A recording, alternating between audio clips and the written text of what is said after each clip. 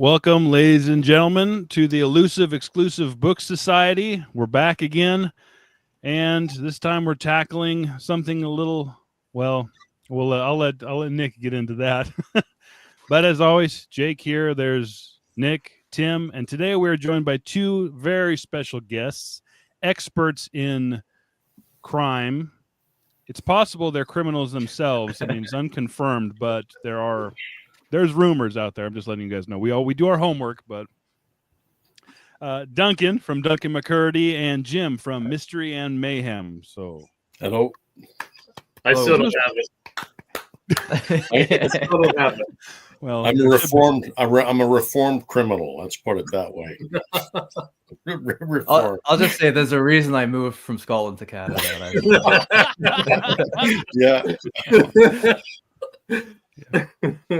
Yeah. Actually, Duncan, I'm surprised we finally got you on because you made a guest appearance at our Bum Cider review, kind of against your will and unknowingly.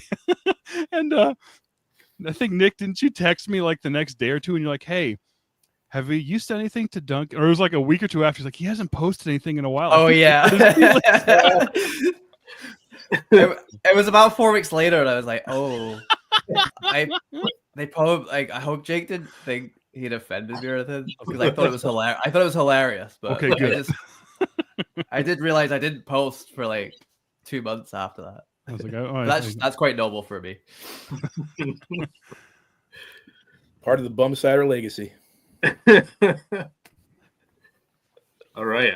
I want you guys to know that I didn't hit live until the intro was over. Oh no! Oh really? So the intro was just for us. Mm-hmm. This is a very professional. Dun. This is the most professional live stream on YouTube right now. Absolutely. Trying to say. Look, we're only competing with Kevin Toll right now. I shouldn't say that. We love you, Kevin. Take it away, Nick. All right. Today, we're covering the big guy here. It's by Wade Miller. Came out in 1953. Wade Miller is actually two guys, Robert Wade and Bill Miller. I have other notes, but Duncan, you said you looked into the authors. Do you want to talk about them? Yeah. They have a super cute story, actually. They met when they were like 12 or 13 and became best friends. And they wrote a ton of books. I think they wrote 33 novels and a bunch of short stories in a very short time. Because sadly, was it Bill Miller died when he was 41. Oh gosh. And I think they started in the 20s and stuff. So it was like over a very short time.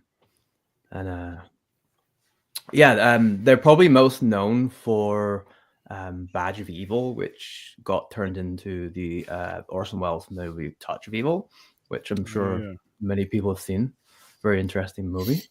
But a bunch of their other stuff was turned into movies too. And they wrote actually, I think I was reading one, and I was reading about it, and it was like they wrote it for James Cagney. It was one of those movies that never got made, but they actually wrote the book specifically for James Cagney. I think it was James Cagney vehicle. So yeah, they were very prolific and very much involved in the Hollywood side of it too. Nice. Yeah, they also did Kitten with a Whip. Yeah. Kitten with a Whip. So I'm reading that one as well. That sounds amazing. There goes Levi. Pity. We actually haven't heard from him in a while. We did get his younger brother to show up. Tom. Yeah. He's only 14 years old. Oh. Get him out while you can, guys. It's all going to be back in a week or two, I promise. So yeah, that covers the authors. Unless does anyone else know anything about them that wasn't mentioned? Well, they created the PI character Max Thursday in 6 books, which is a really good series. I've got a couple of them around somewhere, but I couldn't find them. They're lost. But yeah, really post-war PI series, really good. And what was the name of them? What was the name of the character? Max Thursday. The first book was Guilty Bystander, and there was 6. I don't remember all the titles. The last one was Shoot to Kill. Really good books, the ones I've read. Oh yeah, they're good. Yeah, I've not read those ones, but yeah, they did sound pretty good. Yeah, this is my first Wade Miller. Mm-hmm. It sounds like you guys have read a few.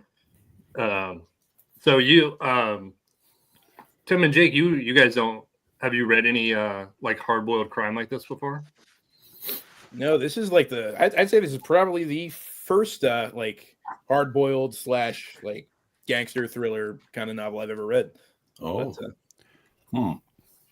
maybe I have. I've read a lot of stuff when I was younger. I'm not entirely sure, but it's the first one I've read in a long while. But I am bummed because Nick, I bought your edition, your cover. Mm-hmm. I bought that one online, and they sent me this one. That's the same thing that happened to me. With this serious lean to it, I was so mad. I was so mad. I've been to it as well. I can't really see the bag, but yeah. I have a copy of each coming at some point, so I can sort you out there, maybe. I actually ordered Nick's copy with that cover. And then I found a cheaper copy with this cover, so I canceled the other one and I got this one. Okay. I was worried it wasn't going to come in time, but it did. Gotcha. Yeah, but I do like Nick's cover a lot better, actually. Oh yeah, it's way better. Yeah, I mean that's a good cover. It just, I mean that's not even Patience on the cover. That's Tabby Ross. Yeah. In the outfit she was in when she first appeared. Why didn't they put like Patience on the cover? Would have made a lot more sense. It's probably just because the illustrator read the first 20 pages. It was like, it's fine. Yeah, probably. Yeah, that's a better costume. Let's put her in that one. Yeah, exactly. Yeah. For that period, people don't buy the book, don't you? For that period, though, if they even read the book, that's a huge improvement. Most of them didn't even read the book. That's true. Right. Yeah. That's true. All right. So the story is about Joe Drum. He is a member of the syndicate. He's hired muscle, and he's sent from Detroit to Los Angeles by a crooked councilman.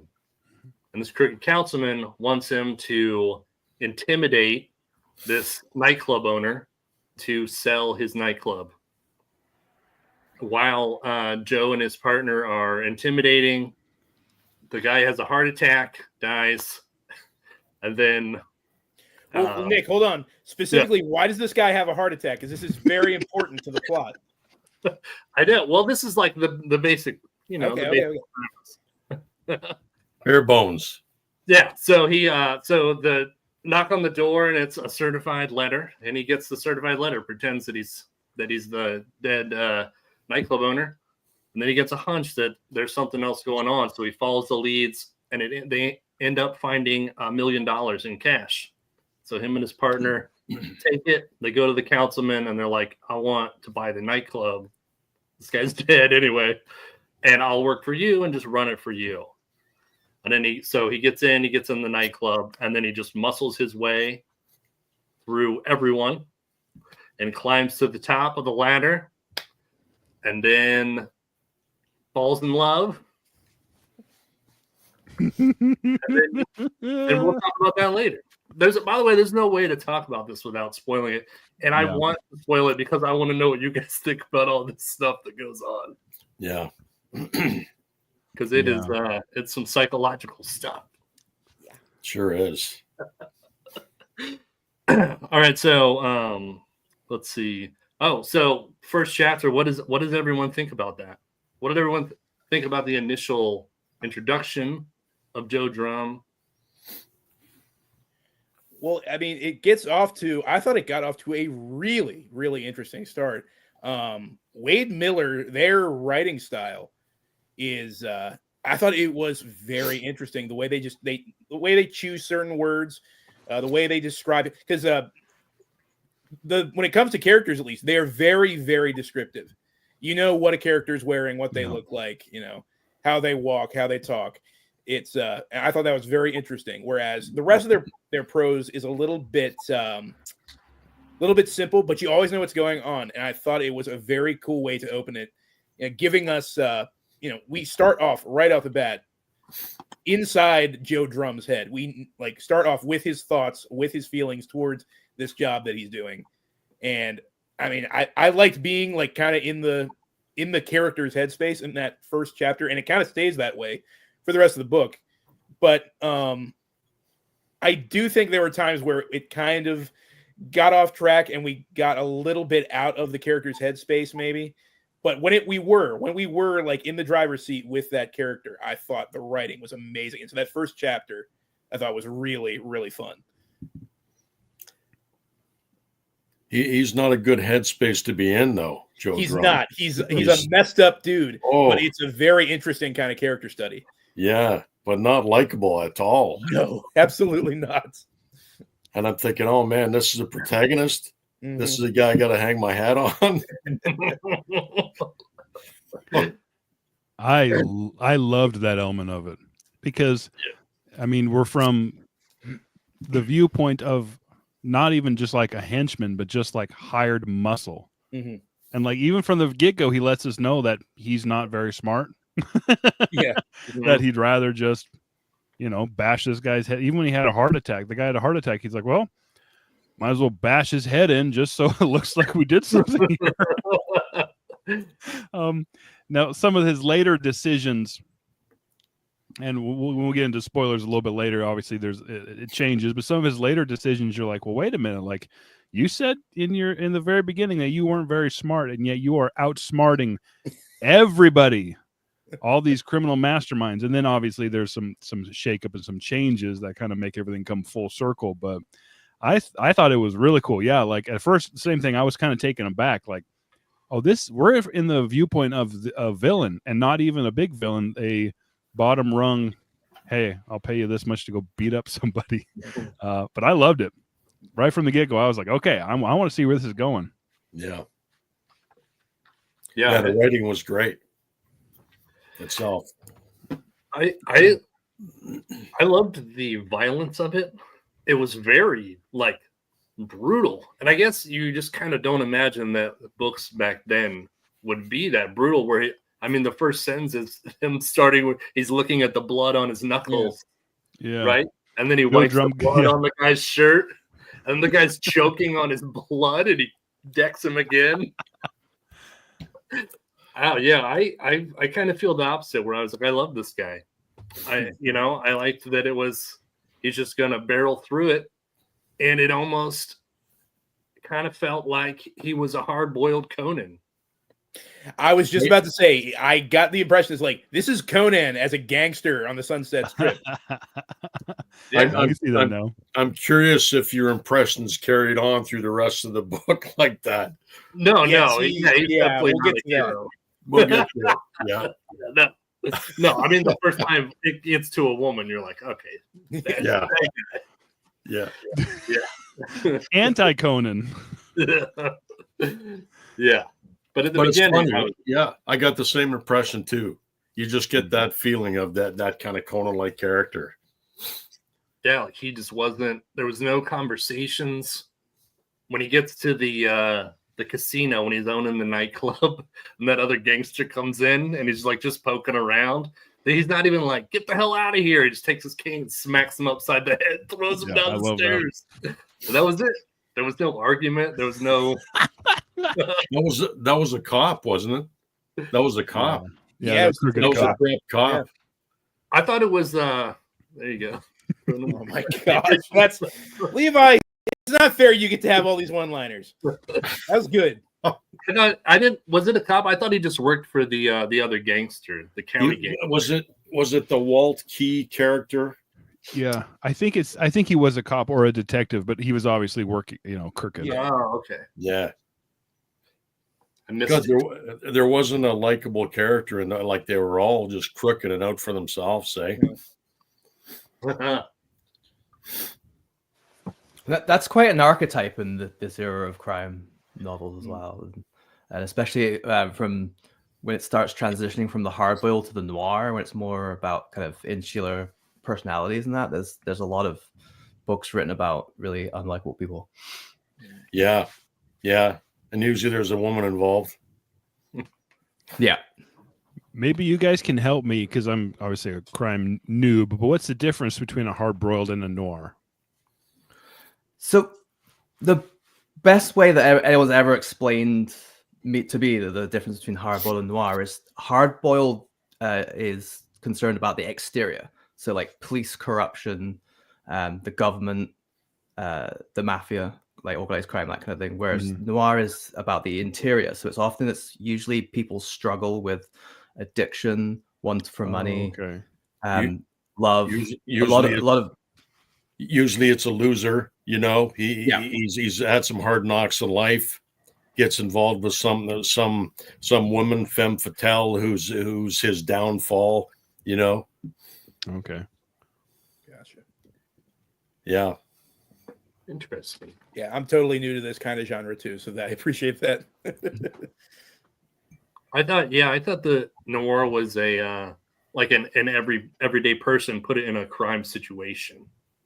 Well, yeah, that's hard-boiled was like crime is just about criminals.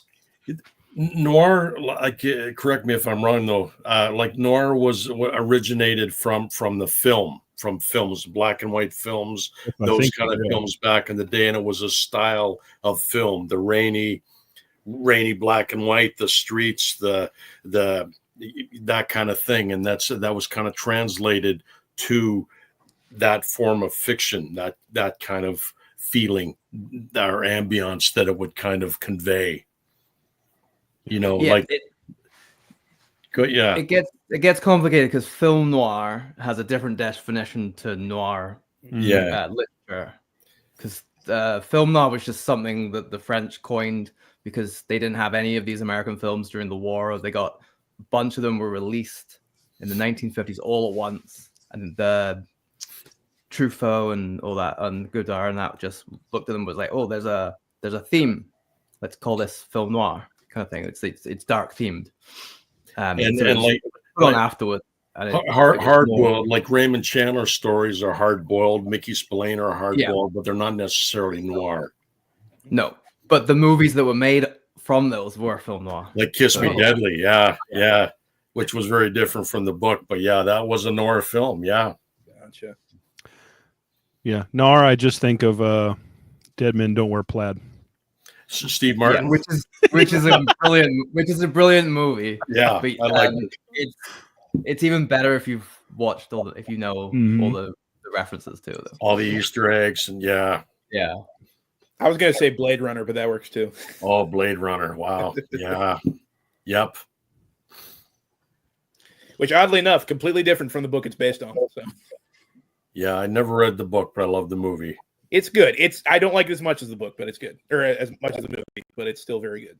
Oh yeah, yeah. Do Androids Dream of Electric Sheep is? I know we're getting way off topic here. It's a very, very well written book. Philip K. Dick's a very good writer. Now you said you liked the book better than the movie. No, I like the movie better than the book, but I do think the book is very, very good. Yeah. It definitely toned up like the sleazy crime elements in the movie, whereas the book is much different. It's a great movie. It is. I love that movie. Yeah. Sorry to derail everything, Nick. Yeah, sorry. Derail? No, that's good. It's a question that I don't even know the answer to. So, I've heard them talk about it on Paperback Warrior, but I don't know. It's a gray area, It doesn't. Yeah, it doesn't it makes sense, but it doesn't make sense. For me, it's all the same thing. But yeah, once a movie, more of a movie. All right, so where are we? Okay, so the meeting. He talks to the councilman, and he basically forces himself in, and kind of does what he does, and he intimidates because he killed the councilman's buddy. And he throws his bloody toupee down on the table. Yeah, that was awesome. Greek Al. Yeah, Greek Al. Wow, yeah, man. That's so good. And then the councilman's girlfriend is there, Tabby, who just pretty much is like he's an underling and just ignores him. Yeah. Right? Despises him. Yeah, and he don't care. He does not care. He didn't care then. Yeah. Then he I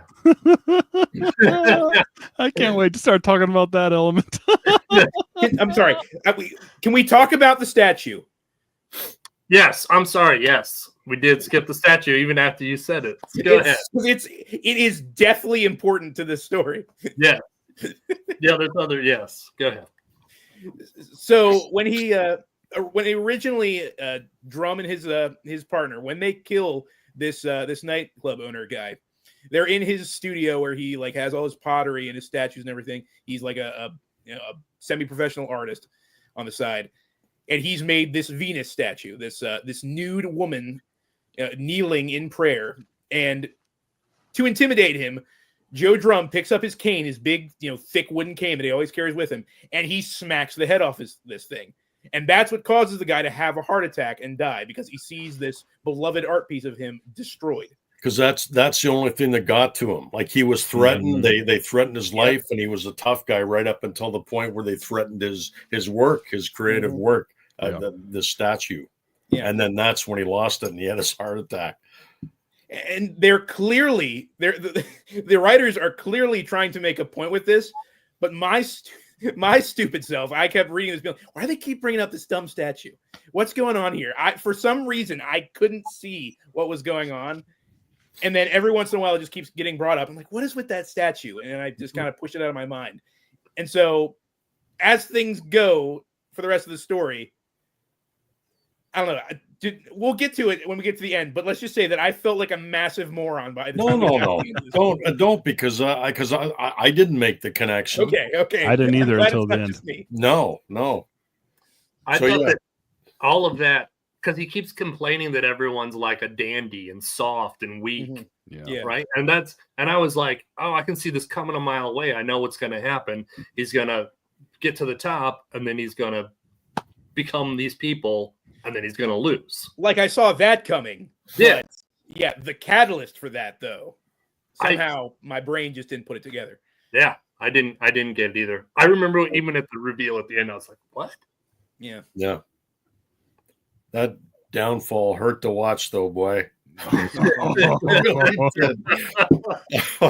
Which is the thing, because as you pointed at, Jim, he's a very unlikable human being. Yeah. But when you spend enough time in his head throughout this story, you kind of get attached to it. And when he starts getting a little soft, it's like, come on, Joe, what are you doing?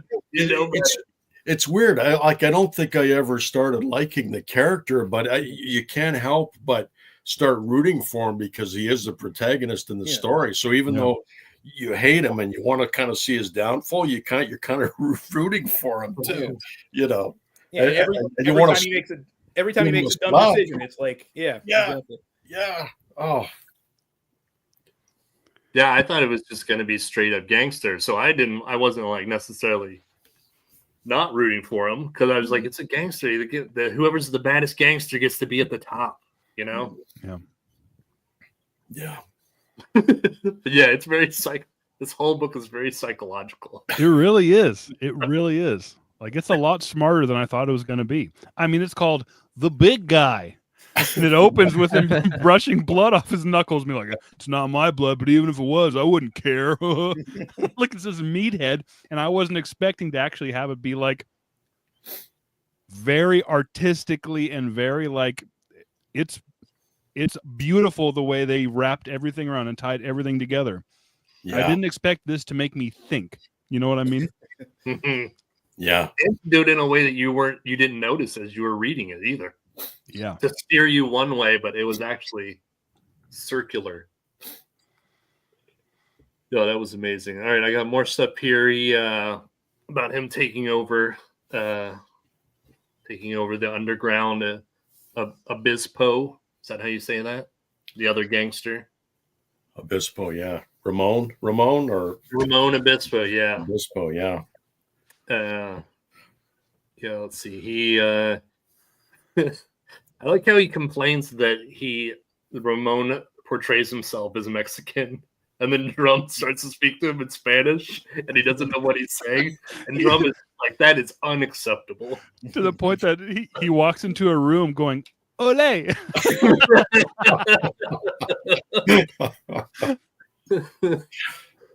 Yeah. Yeah, that was another. This book has so like awesome gangster parts, because that was another one where you're like, oh no, he's like, this guy is this abuse. I'm just gonna say Ramon because I don't know how to say the last name.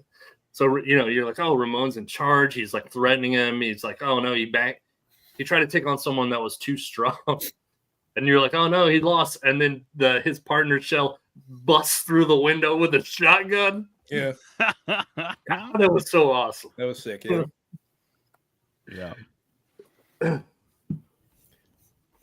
So yeah, I don't know. As it goes up, I mean, what are your like?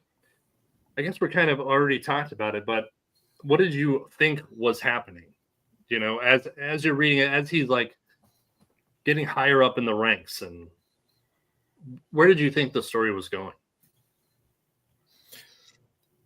Well, I don't know how far you want to go along, but the scene in the car with Patience where he he assaulted her basically, and when she reacted the way she did, I said, okay, I kind of see where this is going. This is going to be like a revenge thing, because when she didn't like immediately, want to stab him or kill him or freak out because of what he did to her, I'm thinking, okay, I didn't think it had been planned before this point, but I thought she decided at that point, okay, this is going to be a revenge thing. And then I kind of, that's where I figured it was kind of going after that point.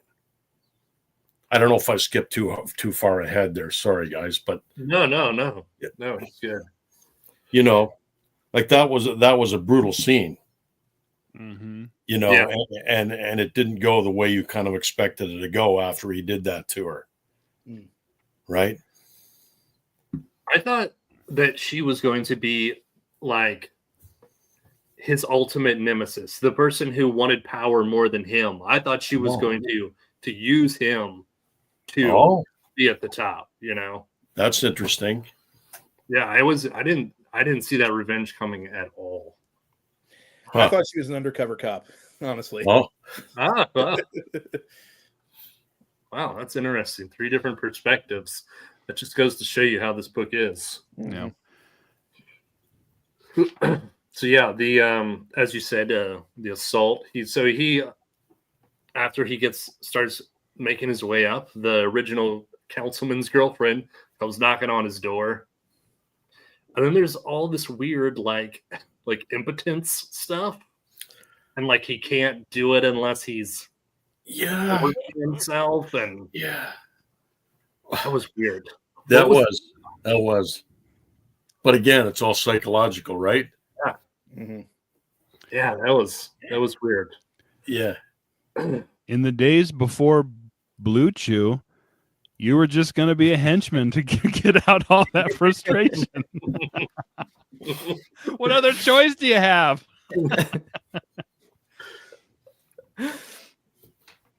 Let's see. Okay. Is that the sponsor for today's show? Is it? The Elusive Exclusive Book Society, brought to you by Blue Chew.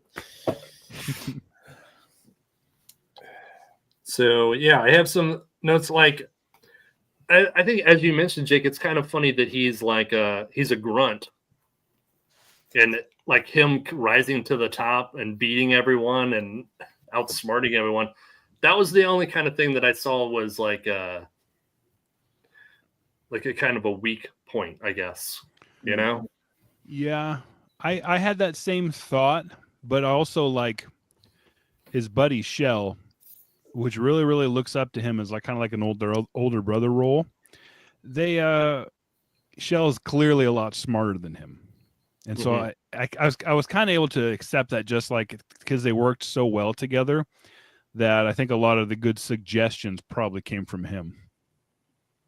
Because even towards the end, when he's, starting to unravel, Shell's the only one who's like, hey, you're getting soft. Hey, all this, he's the one trying to bring him back to the, the hard knocks or whatever. Yeah, and Shell was the only character he really had any real affection for. You know, like sincere affection, right? I don't know. His masseuse seemed to like him. Oh, yeah. He was described, I think it was Patience described him as he's a beast in a perpetual rut. That's all, that just speaks to his character perfectly. I mean, the first half of the book, anyway. Definitely, yeah. He's miserable, you know. Yeah. And I thought that, you know, I was like, is this going to be about how like a woman makes the man weak? You know, like here's what a woman will do to you kind of story. And then like after he like falls in love and like appreciates poetry and wears his yachting cap and his starts painting. I can't get the picture out of my head. You're right. And then but then I was like thinking about it. I was like, well, if you look back at when he was like the tough guy, he was miserable. Like he never laughed. He hated parties. He didn't want ice in his drinks. You know, he was just a miserable person. And so I was kind of like, once he like starts appreciating the art and stuff that he hated before, that he didn't get, the poetry and the sunset or whatever, I thought that maybe that was going to be the point of it, that like the aggression is bad, that, you know, to appreciate the finer things and love and stuff. I was all over the place in this book. Yeah. But he was I don't want to say strong, but he was strong. You know, he did what he did. He took over the rackets, you know, and then after that point when he met the Patience and she started doing what he did, that's when he just, well, it's like the theme was that you step on soft things, right? And he just became soft. Yeah. Right. And the fact that he didn't, you know, like the paintings and all this kind of stuff and the parties and the house, that's what made him strong, which is odd, you know. And the whole thing with his walking stick, you know, where that was like almost a symbol of his manhood, and she took that away from him and gave him this hollow, cheap little cane that, you know, would shatter if he hit anybody with it, you know.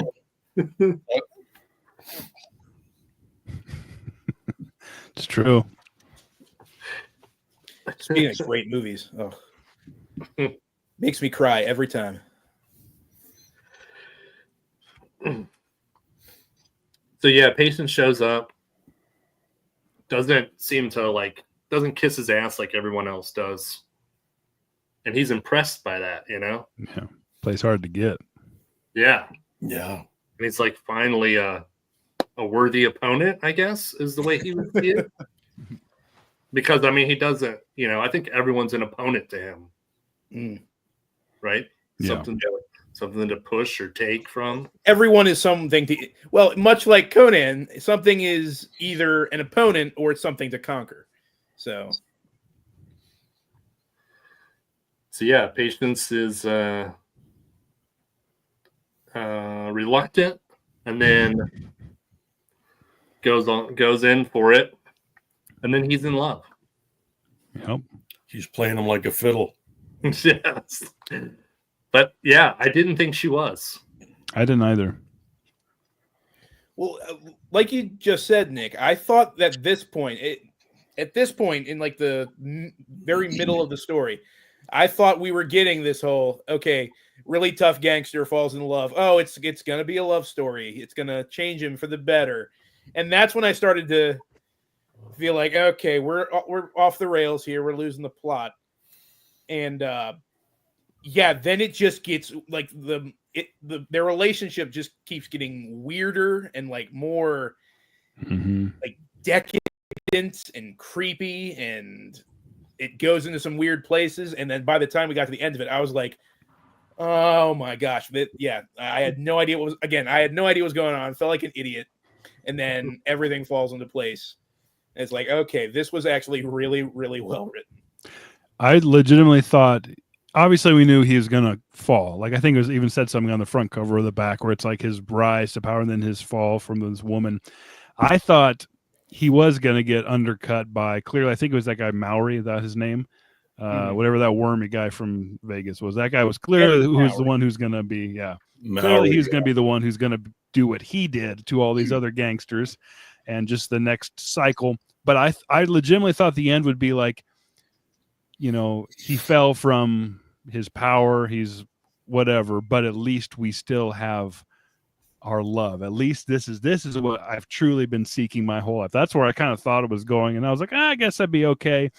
So seeing it take that drastic turn, I was pleasantly surprised. Yeah, me too. I was kind of bummed when the patients came in and it became like romantic and watching him get softer and and then as you said, Tim, it just gets like weirder and weirder as it goes on, and you're like, yeah. The first time they mentioned the whip, I don't know, maybe I didn't really soak in. It just kind of like I was like, is it a metaphor or is she?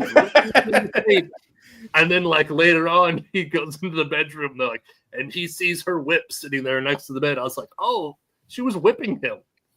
And it was like the only way he got turned on to be whipped by this woman. I could see the conversation between like Bob Wade and Bill Miller, and just what can we do next just to make him look sillier and just ramp it up that extra level. Yeah, she messes with him. She then sends in the prostitute. Mm-hmm. Then acts like she's upset about it. Then pretends that she's having some like lesbian relationship on the side. At that point, I'm like, what the heck is going on here? Yeah. At that point, I was like, okay, maybe she's not a cop. And that reinforced what I thought that it was going to be, where she was going to take the power.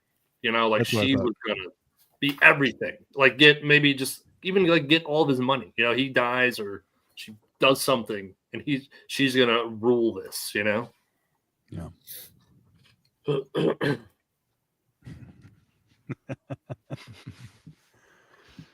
I don't want to know what's in your diary, Levi. Do you think Patience had anything to do with Mowry wanting to take control, or was that just a separate thing that Mowry did? You know, I think it was separate. Yeah, I think he was. I mean, if you're in that position in that world, that there's always going to be someone coming up, always going to be someone trying to take over, and like I think that's what she says at the end, that she was just waiting for it to happen. She was just going to watch it happen instead of poisoning him or whatever. She was like, I want to watch this, just watch you become everything you hate. She just softened him up just so somebody would step in. Yeah. Yeah. Yeah, that was awesome.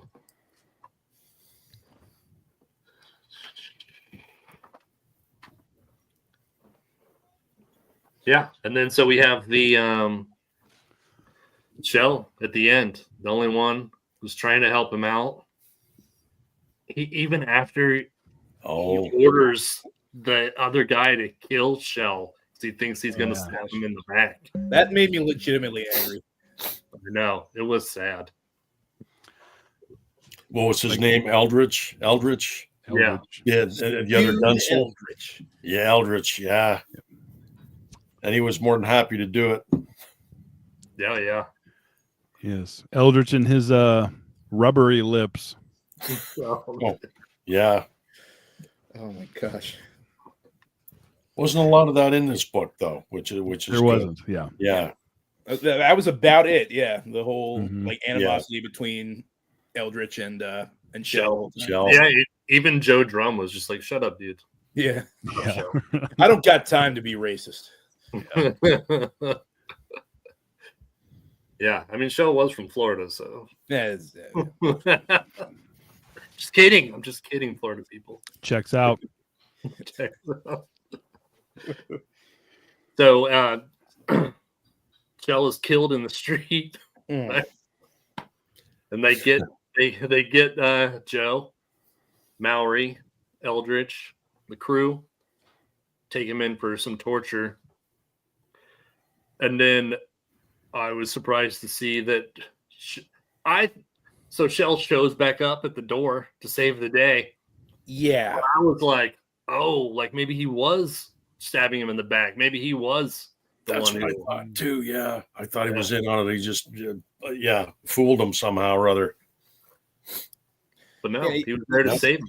Yeah, he says, I crawled all the way from the highway or whatever, and it's like, are you serious? Like he was that loyal to him. Yeah. And then was like, I'm just gonna die here while you run away. Made me so mad. I hated that part. I will say though, we've been talking about how this whole relationship with his wife has made him soft, but even though they're torturing the crap out of Joe Drum, he still never really gives in. Like he never submits. He just keeps getting the crap kicked out of him. Yeah. And eventually he decides, I think it's to be insane at this point. Bottom teeth are pulled out. Yeah. Like they get pretty graphic as to what they did to him. Yeah.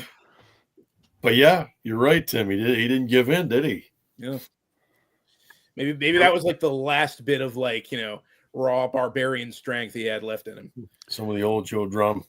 Yeah. But even then, he's not like, give me my club, or he's not like, give me my cane, or he's not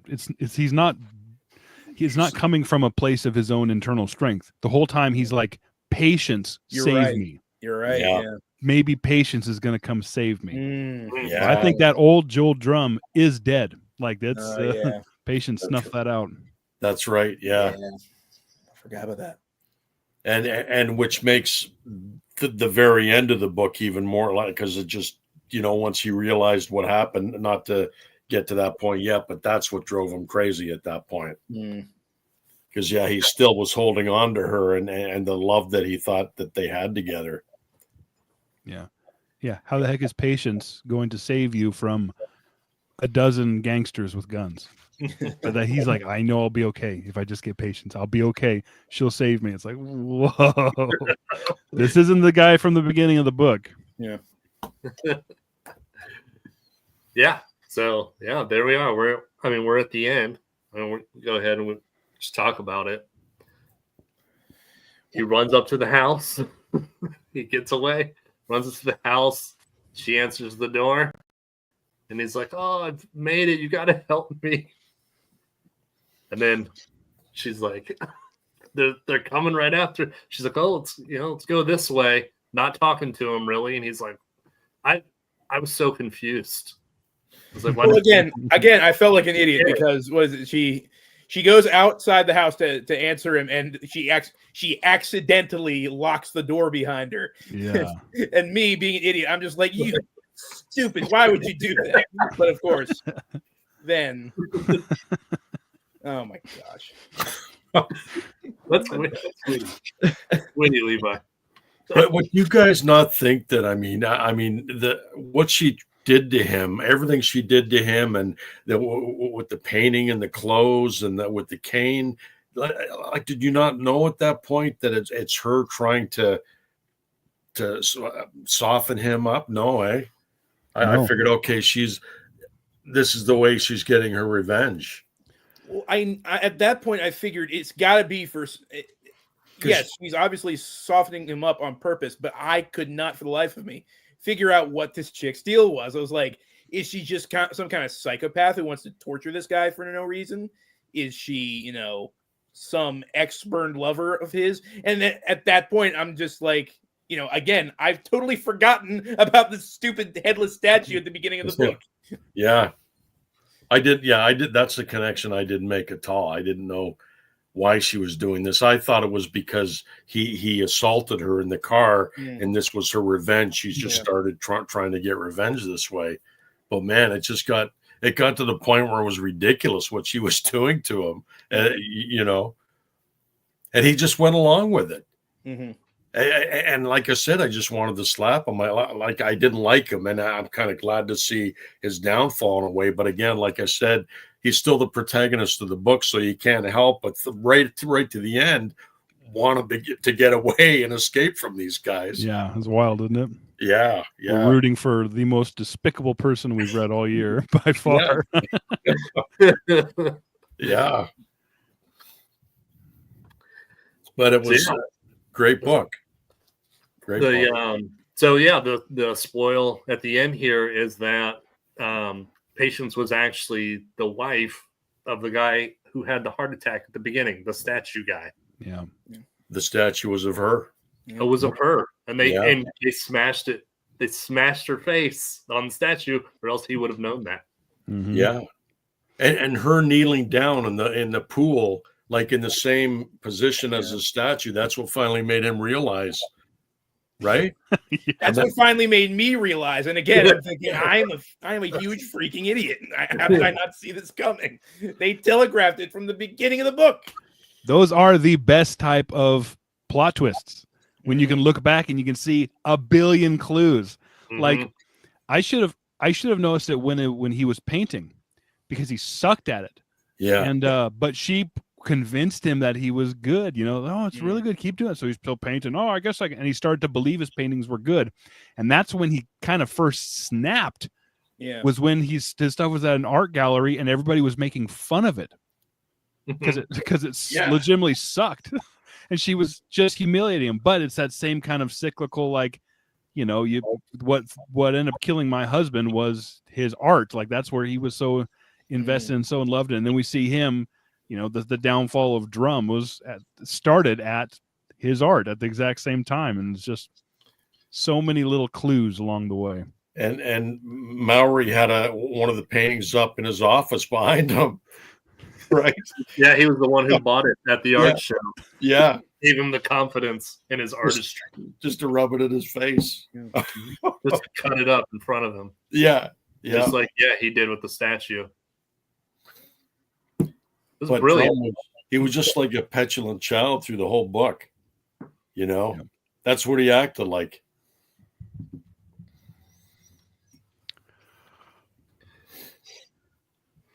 Yeah. I don't know. I mean, I don't know what else to say. It was and then he dies. It was impressive. I was like, I didn't see so much of it coming. Yeah. And it all wrapped around and it all made sense. And I will say at that point, my biggest criticism of this book is that the beginning, like I said, sucks you right in, and the writing style is beautiful. I felt like it got kind of a little too simple in the middle, but then right at this last scene, it picks up again, and just the imagery that it's painting in your head, like him trying his hardest to scramble out of this, this empty pool that they're kneeling in, him realizing, oh my gosh, it's she is the statue that I destroyed all those years ago. The imagery that they're painting with this amazing, really amazing prose is just like it hammers that twist ending so hard. It was so awesome. There was a good line. There was actually a couple, but I only wrote one of them down. Let's see if I can find where I wrote it down here. The nothing so sepulchral as toys nobody's playing with. Like what kind of? That's an awesome line. And the book had a few of them like that. Yeah. And that was said by Tabby Ross of all people. Shit. Tabby Ross. Yeah. That was the other thing. So they kind of portray that character as being this kind of like, vapid, 50s Hollywood starlet or whatever.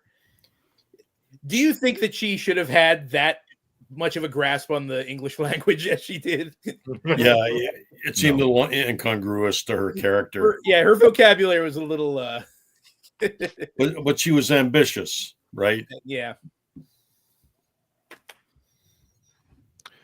But that was just a brilliant line. And there was a few other. I wish I'd written them all down, but that's the only one I wrote down. I just thought that was kind of what an image that cast, right? Oh, absolutely. Yeah. My favorite was the last line. Like the very last line was phenomenal. Oh, yeah. When it's like he let go of the ladder and fell. This after he's getting shot. Farther and farther above remained the woman who had been Patience, a diminishing figure of light. She knelt in triumph on high as he plunged through the deepening void. She knew that he would never. At this point, it changes to her perspective. She knew that he would never forget her, even in hell. Yeah. At the very end, we realize with that switch, oh, this is who we should have been cheering for all along, and we didn't know it.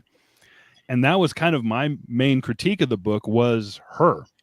Like, how many times she would bring him a gift and he would just smack her across the room, or like force himself on her. He just clearly very creepy. And the whole time I'm just like, lady, what are you doing? Get away from this guy. I was so mad at her portrayal, because I was actually mad at Wade Miller, because I'm like, no, this isn't the type of person we want to see. We don't want to see this woman being abused continually by this guy.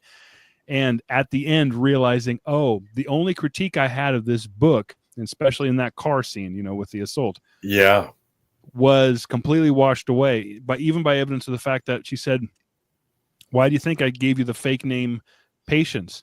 So every time you said it, it would remind me of what I'm doing. Yeah. That I need patience to see this through. After that scene in the car, I remember I was telling my wife, I said I was angry. I said, you know, this woman didn't, you know, he forced himself on her and she didn't react the way she should have reacted. Yeah. And I said, this better be a revenge thing, because otherwise I'm going to be so pissed off. Yeah. You know? And that was brutal. And it really makes you just dislike him so intensely, you know? Yes. Yeah, that's when it turned for me. Yeah. I mean, he does it at first to Tabby, and then he just smacks her all around too. Yeah. Because you get the impression with Patience that you know, she's this hardworking woman, and you keep saying, don't get involved with this guy. And then you think, okay, she keeps putting him off. That's good. That's what you want to do. Just don't get involved with him. And then that happens. And then she declares his love for him. And I said, oh, come on. You know? Yeah. Same. I'm like, oh, what? Yeah. I thought she was going to save him, I guess. I don't know. Well, I was wrong. No, you're a fool, Nick. I know. I was wrong. Yeah, she should have ran, huh?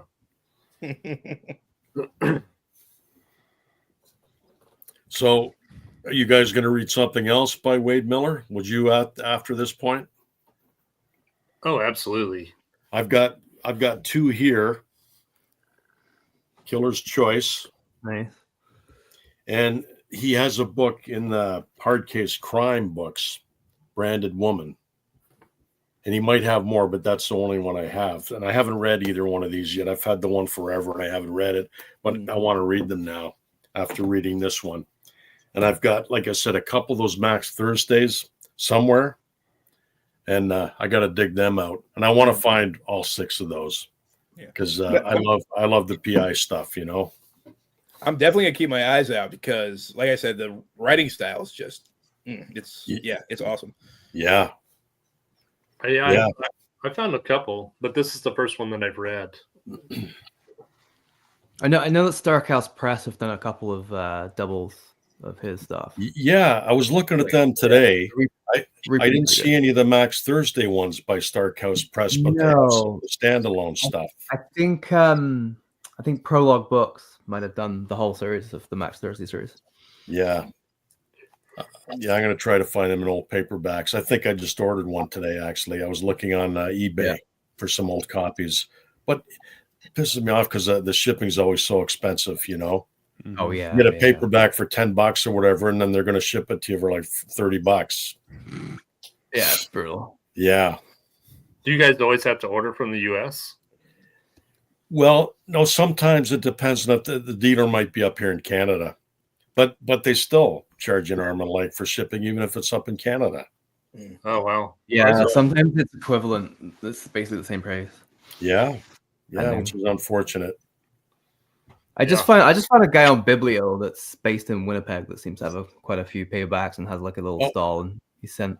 I was just on Biblio today. Oh yeah. Yeah. That's actually looks like a pretty good site. I'm gonna save that one and see if there are any. Yeah. Good. No, I didn't really know about it, but just found it today, and yeah, it seems seems like the eBay evolved kind of a bit more. So, what did you order your books off, Duncan? The two that are coming. eBay and Biblio. So the eBay one I ordered end of January, start of February. I don't know. It got caught up in all the custom stuff, I guess, and the snowstorms. Yeah, crazy. It's never happened to me before. That's why Amazon has us, man. Honestly, the next day service, and I hate to use Amazon. I want to cancel my Amazon, but now they've got us. You know. Yeah, it's next hard. day. Yeah. And then they do like the print on demand stuff. Yep. Like, and if you want Paperback Fanatic, that's who makes it. Yeah. Like, yeah. Yeah, I gotta get me some of those. Yeah, they're awesome. Paperback Fanatics. I just ordered Paperback Confidential from Starkhouse Press. Actually, speaking of Starkhouse Press, I was just going through. I fell down a rabbit hole today, and it just talks about all the original paperback writers. Yeah, so I can blame you guys for that. That's good. Yeah, looks good though. Here's the other Wade Millers I have.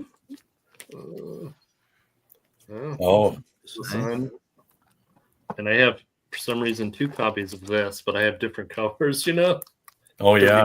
I do that too. If they're both good covers, I'll keep them both. Me too. Totally, me too. Yeah. It's a damn curse. Yep. I don't think any of them are the private detective ones, though. No. I've got here. This is a good book. I've had this since I was like the American Private Eye. So it talks about Max Thursday, and it's got like a biblio. So the 6 Max Thursday books. Hold on. They're worth picking up. Wade Miller, there he is. So Guilty Bystander, Fatal Step, Uneasy Street, Calamity Fair, Murder Charge, and Shoot to Kill. Those are the 6 Max Thursday books. Yeah, definitely. This is a great book.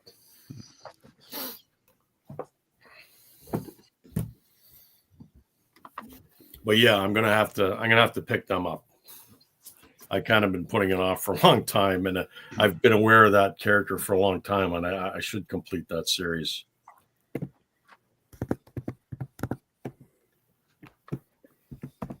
All right. Well, I mean, if you have any final thoughts on the story, I feel like we've covered it pretty well. Anything that you wanted to say that you didn't get? I'm curious what Jake and Tim, like, what your impressions are of stories like that. Like, does that make you want to, get more books like that, or with that theme or that genre, or is that just kind of a one shot for you kind of thing?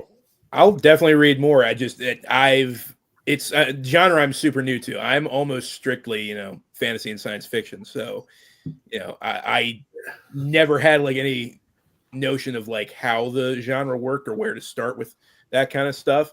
But like I said, I loved their writing style. So yeah, at least now I have, something to keep an eye out for. So if there's more, if there's more hard-boiled, more noir novels in this, in this mold, I'll definitely have to look those up and keep an eye out, because I would recommend picking up some Raymond Chandler, some Philip Marlowe.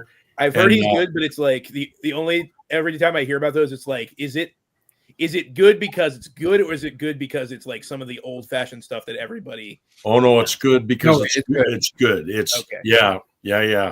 I would sorry, Duncan, go ahead. I would say Raymond Chandler has he's a bit different. Like, he hasn't quite got the Ernest Hemingway style that a lot of the writers adopted, with like this very staccato brief sentences. He's got a bit more flavor and just master of like the simile and metaphors. And he's my favorite.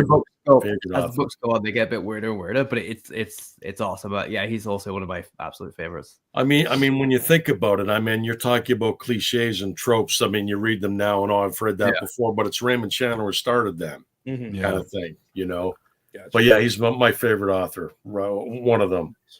And another one I'd recommend is Lawrence Block, a specific 8 Million Ways to Die. If you ever can pick that book up and read that one. Yeah. Because I love when I get into a genre or like subgenre or something, I love going back to like the guys who started it to see where those things that people consider cliches, but they're really they're tropes that have a place, and then this is the guy that started them. Like when I got into Conan back in the day, it was like, okay, this is where all the real fantasy tropes started, and it's just really well written stuff. It's not cliche like you're saying. Yeah, I think I will. I don't think, because same thing, I mainly do science fiction, especially on my channel, and so it's kind of like that takes up the majority of my reading. And so I don't know that I'd hunt it down again or go hunting for Wade Miller. But if I came across Wade Miller, 100% would I buy it. Like 100%. Yeah. Good. Yeah, this book was it was awesome. Like it was legitimately awesome, I think. I was pleasantly surprised. I was surprised. All my critiques were done away with that twist at the very end. And it was it was great. As far as a reading experience, I couldn't put it down. There's most of the Foster Gold medals that I've read from this era are they're awesome. Oh, it's a great imprint, Foster Gold medal. Yeah. Some great authors in there. And that era was just popping off, especially in this style.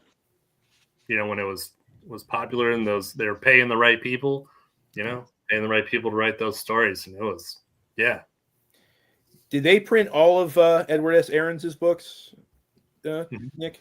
Yep. Okay. I was going to say. The spy novels, the Sam Durrell books. Yeah. Yeah, those are good. I got about 20 or so of them. I have 3 of them. I read the second one for me, but it was number 5, I think, right before I got around to this. It was good. The thing was, I read Assignment White Raja, which is one of the later ones in that series, first, and it's like this ridiculous like James Bond Indiana Jones mashup, and I loved it. And then the one that I just read, Assignment Budapest, was very like low key espionage, getting inside of communist lines and getting escaped military scientists back home or whatever. So it was much different. So I'm trying to get into that kind of stuff. I need to find like where the sweet spot is. You like the more exploitive stuff? Yes. To put a finer point on it, yes. I like when things are explosive and gory and we have, airplane battles. There's nothing wrong with that. I think the Budapest is like way at the beginning. Yeah, I think it's number 5. 5, yeah. Yeah. The titles kind of blend into one another. I just read one for Dr. November, the event. I forget the title now. Assignment something or other. But he didn't have much to do in it, the character Sam Durrell. I was a little, I've read others and they've been good. But that particular one, it's like, okay, you really didn't do much. He left all the action to other characters to take initiative. And I was a little disappointed in that one. Yeah, that's kind of how Budapest was. Yeah. It's like I said, it's basically him just getting this escaped Russian scientist who is working for, or not Russian, Hungarian scientist who is working for the U.S., getting him back home to the U.S. And it's basically like an infiltration mission. It was just very, very, I guess dry is the right word, because there's not like. Everything feels kind of detached, and that Sam Durrell character is kind of just like you said. He's letting other characters handle the situation, and he's just kind of supervising everything. And that's unforgivable, man. You gotta, you're a secret agent character. You got to take initiative. Try the Matt Helm books by Donald Hamilton. Matt Helm. Okay, I've heard good things about those, so I'll have to. They're fantastic. They really are. Nothing like the movies, so there's no fear there. Okay. Very good. Have you guys ever read a John le Carre book? Speaking of dry fiction. Yeah. Yeah. That is like it's like bureaucratic spy. Oh, lovely. Ooh. Paper pushing spy. I like John le Carre though, but I don't know if it's more of my like British sensibility. So I read the one for an event group read that a spout came in from the cold, and that's the only le Carre I've read. Yeah, that's one of my favorite movies. Well, yeah, is it? It was good. Yeah. I enjoyed it. It was pretty good, but it's not James Bond. It's more of a realistic, Cold War spy thing. Yeah, but it was okay. I enjoyed it. I've only seen the movie, which I really love. I've never seen the movie. Richard Burton, right? Yeah, I don't remember. It's quite bleak. Yeah, that's what I like about it. It's one of those ones where it's like you're not really sure where his loyalties lie or what he's doing. It's like he keeps you guessing all the way through. There's a line in it where he goes, capitalism, communism, it's the people who lose. And it's my favorite thing ever. I was like, oh, it's so true. Yeah, I'm gonna have to watch the movie. But yeah, I mean, Mad Helm, you can't go wrong. The Nick Carter series is pretty good, but they're like the adult westerns like Long Arm and Gunslinger, you get the sex scenes. That's what Nick Carter is too. They have very, but it's still, very secret agenty stuff. But they're not. But if really the best is Mad Helm. Okay. Yeah. So that's your takeaway for tonight. Awesome. Raymond Chandler, the Mad Helm books. Yeah. Yeah. Usually find those Matt Helm books for pretty cheap too. Yeah. Yeah. You can still find them. They're really good paperbacks. I have a store near me that has like this many Nick Carters. Oh, Shelf of them. Yeah. That's one of those series that you get multiple authors writing under the Nick Carter pseudonym. Because Nick Carter was a character way back in the 1800s. He was like a detective character, and that's where he's come from. So, yeah, you get all kinds of writers writing those Nick Carter books. Yeah, that blew me away how far back it went when I found out. Yeah. Back to the 1800s. Yeah. That's wild.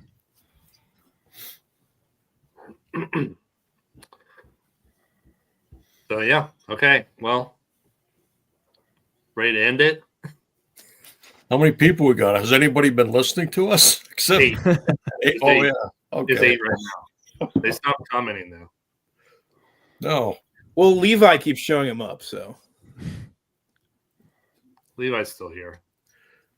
Street and Smith. Like the pulps, the old pulp, Penny Dreadfuls or whatever. Yeah. I think it was. In the old dime novels back in the day. That's where Nick Carter originated. Wow. Yeah. Yeah. That's old school. Yeah. Funny how he became a spy. Hey. It's funny how he became a spy. Yeah. Yeah. Killmaster. He's the Killmaster. Yeah, he's the Killmaster. That's his Killmaster. That's gonna be the name of the next metal band. Killmaster. Yeah. So yeah, that was fun. Yeah, right. Goblin. Yeah. Right. This is the least I've talked in episodes. Well, what's nice if you're into sci-fi, that there is quite a lot of crossover. A lot of the authors that wrote sci-fi also wrote crime novels. Like I think Frederick Brown is a prime example. He wrote crime in his early, and then he went switched more to sci-fi. And sci-fi is probably a bit better, but his crime novels are still worth checking out. Love Frederick Brown. Yeah. Yeah. That's what Dean Koontz did that in the opposite direction, didn't he? Didn't he go from science fiction to crime? Or am I wrong about that? I've never read Dean Koontz. I read some. Kind of sucks. Yeah. At least I think so. Yeah, I wasn't too into him. I think he had one short story I enjoyed, but I seriously read one of the From the Corner of His Eye, and another novel, and then 3 short story collections, all Dean Koontz, and I think all of them I liked one short story, and so not for me. Yeah, he seemed like a Stephen King wannabe, but he would just pull back right when he took it to the limit, and then would pull back of everything, of terror, of I don't know. I wasn't the biggest fan of him. Whereas Stephen King doesn't pull back; he just takes it to the next level. Yeah, especially when I was reading these, it was the old Stephen Kings, like the the cocaine, the good Stephen Kings, way back then. The good old Stephen. The good old Stephen Kings. And then I'd read Dean Koontz, and Dean Koontz was like a PG-13 version, and just not as well written either. Huh. I asked because I see his books all over the freaking place. In like every thrift store and used bookstore I've ever been in, it's just walls of Dean Koontz. I'm like, is That's this usually a stuff sign. good? It's like when you see Tom Clancy and Dan Brown, you're just like, Yeah. Maybe not. Yeah, or is it James Patterson? Mm-hmm. He's everywhere. And he doesn't even write his own books anymore. He's got other people writing for him. He's freaking everywhere. Yeah, doing something right. All right. You guys ready? You guys ready to go? Well, let's before we go, we should see if anybody has anything coming up and go around the horn and promo your channel and give everybody a follow. Absolutely. Jim, why don't you go ahead and go first? Well, I'm in the middle of Homes is Where the Heart Is, the reading event for February. So my next video, I'm going to do another bookshelf tour. And I've been meaning to do it for the last couple of days, but I've been busy. So I haven't had a chance. So tomorrow, I think I have the day, and I'm going to do a bookshelf tour of my Sherlock Holmes bookshelf. Nice. So that's what I got coming up. Nice. I loved when you did that first video, and it says bookshelf tour, and you take off those books, you show them all off, and then you get to the end. I'm like, oh, he's going to do that for the whole bookshelf. Yes. yeah. Part 1, 2, 3, 4. There you go. Yeah. Awesome. And that took 20 minutes for the one bookshelf. Yeah. It was some cool stuff, though. I love all the memorabilia. Oh, yeah. It's cool just collecting Sherlock Holmes. There's so much out there, Mm-hmm. Yeah. But yeah, I appreciate that. What about you guys? What's coming next? Yeah. I have I just made that annoying video where I was yelling and cussing and stuff, but that was the best video, man. Honestly, that was so good. It's a little, I don't know. We'll see. I said it in the comments. That was the best update video I've seen in a while. I got a little real. Yeah, we do not. Now you're gonna put it on the screen. Put it on the screen. I'll do it. I'll do it myself. Nobody else wants to do it. Jake will bear this cross for Nick. I do have the opposite, where I have a feature on all Black authors for the opposite. Oh yeah, the opposite. The opposite of racism. You're not going to do a feature of white authors writing black characters. No, I left that off.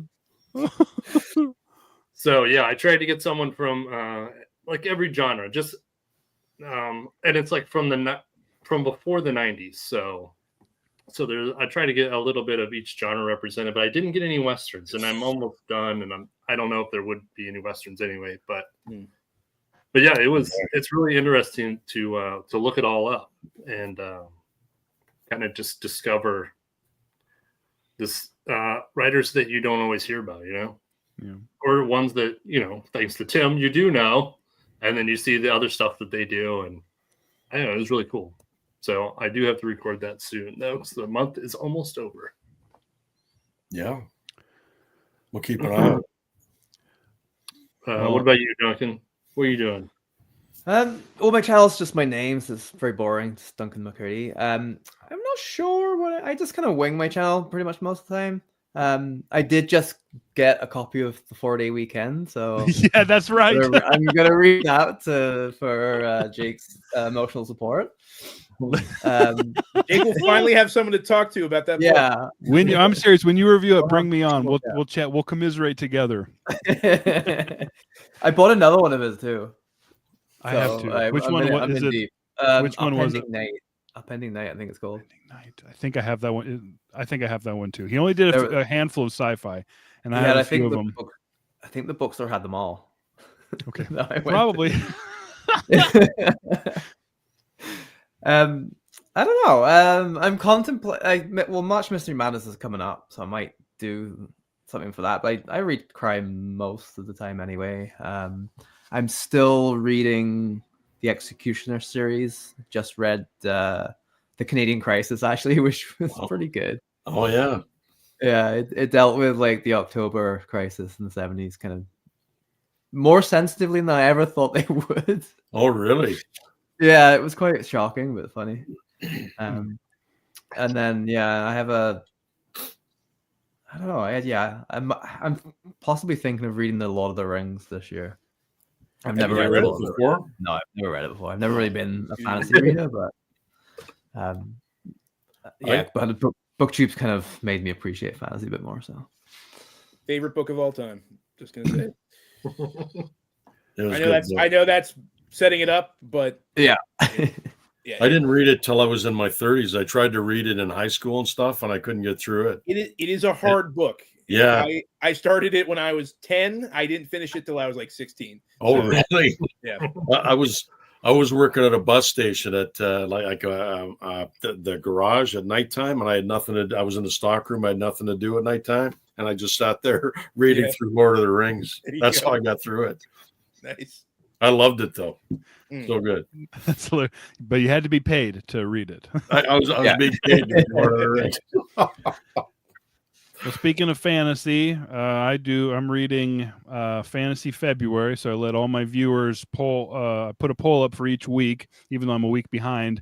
And so I have a review coming out of The Swordsman of Mars. I put a planetary romance or a sword and planet, thinking that's kind of fantasy, and everybody picked this one. It counts. So. It's 50-50. It's fantasy. It's 50-50, yeah. The science is, for all intents and purposes, it's magic. So, so I'm doing that. And that's it. I'm trying to recover from that last book I read, the 12 I'm so bummed you didn't do Flame Winds. I would have rather done Flame Winds. Yeah, that would have been awesome. Yep. Nope, they wanted cozy feminist fantasy. So. All right, right up your alley. I do what I'm told. I think because it's you, everyone just picked the most ridiculous. That's exactly right. Yeah, that's exactly what it is. I think I voted for cool stuff, so I don't think you're reading anything that I voted for.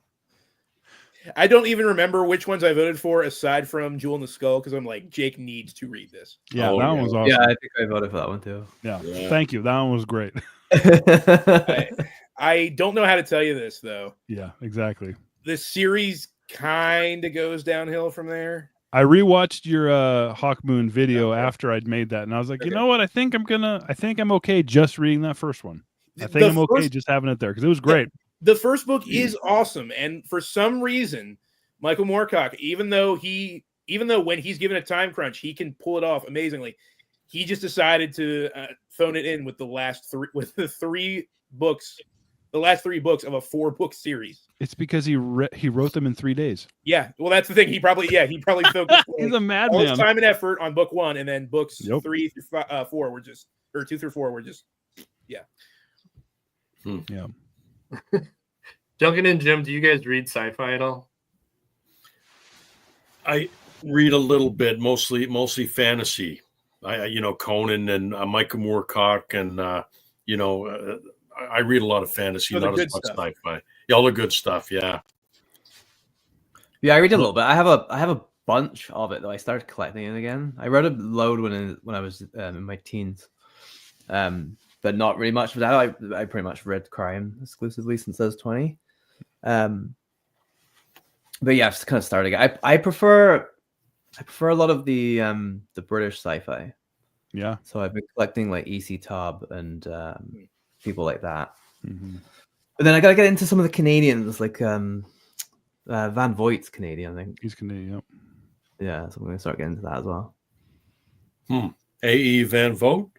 Yeah. No. Didn't know it was Canadian.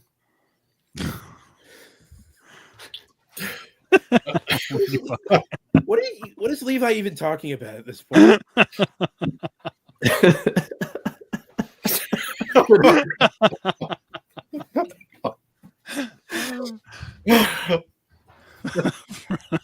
I guess I'll take it as a compliment. He means well, Mr. Levi. Well, yeah. Is he a friend of yours? he follows all three of us wherever we go. God bless him. Oh, so Tim, Yes. what do we got next? What do we got coming up next for EEBS? Oh, so we will be reading. Hold on, let me go get it. Oh, be right back. Hold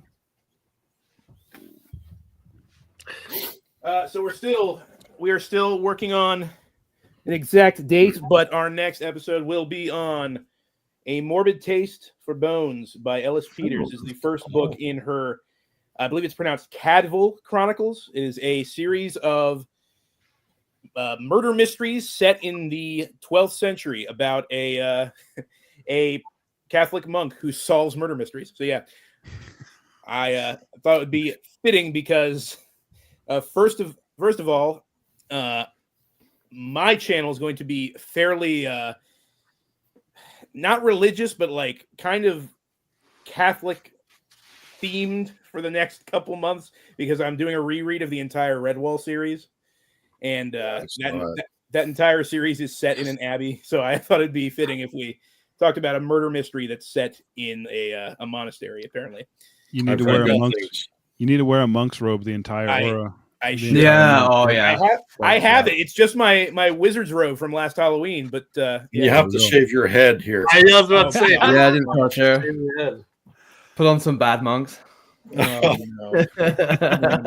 Watching your Redwall videos, I'm almost tempted to go buy some Redwall books. I bought them all for my son. They're good. They're very simple. The characters are very simple. The stories are very simple. But I'm good with that. I remember getting to the end of every one of them and being like, you know what, that was still a lot of fun. So yeah, it's going to be an interesting reread. But yes, Morbid Taste for Bones, Ellis Peters is going to be for the next episode. We're going to shoot for sometime around mid-March for that stream. And our one confirmed guest, we might be getting more, but our one confirmed guest is old Levi. friend of ours, Brian from Bad Taste Books. Levi. Oh yeah, thanks. Sorry, Tim. Go ahead. Sorry. It's all good. Yeah, we'll have Brian from Bad Taste Books on there. I mentioned that we were reading this book, and he immediately jumped on and was like, yes, I want to do this. So we're excited to have him back. He's a good friend of the channel, good friend of EEBS. The Cadville books are good. Are they? Okay, awesome. Yeah, they're really pretty good. Like they might not be Brian's taste. They might just be too good for him. He's like, well, it's not as good as Goosebumps. Yeah. It's not Franken turkey, so clearly. You guys want to see something funny? Do you have Franken turkey? He sent me Franken Turkey 1 and 2. That's awesome. That madman. But right after that, probably near the end of March, we will be doing that's right. The Parasaurians by Robert Wells. Yes. And that'll be on my channel. Yes. Yeah. Mm. So basically, we haven't started it yet, but it sounds like it's a cross between Jurassic Park and Westworld. Wow. So pretty cool. Robot dinosaurs that kill people. Who wrote it? Who was the writer? Robert Wells. Robert Wells. Very obscure author. He only did like 4 novels, and they were science fiction. I have all of them. They're all science fiction. And extremely good, I think he's British, extremely underrated. Like I haven't heard anybody ever talk about him at all. And so I did one of his books, Candle in the Sun, earlier or last year, and it was one of my top books of the year. So he's legitimately really good. So I'm excited about that one. Looks interesting, yeah. All right. All right. That's it. I guarantee he's not going to end it. You're going to keep the stream going, and then we'll be like, "Well, that was fun. Thanks, everybody." I'm looking right now for the outro. I hit the outro first, then you close it out. We didn't have the intro. Why have the outro? Just end it cold with like a record scratch. Bum, bum, bum, bum, bum, dun, dun, Run dun. the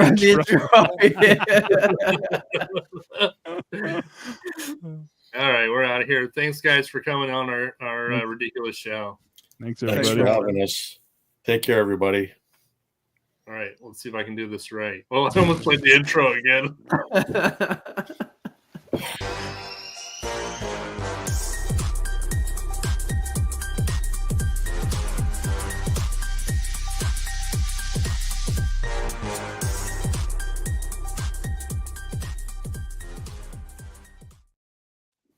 Is it Hold still on. going? Is it still live?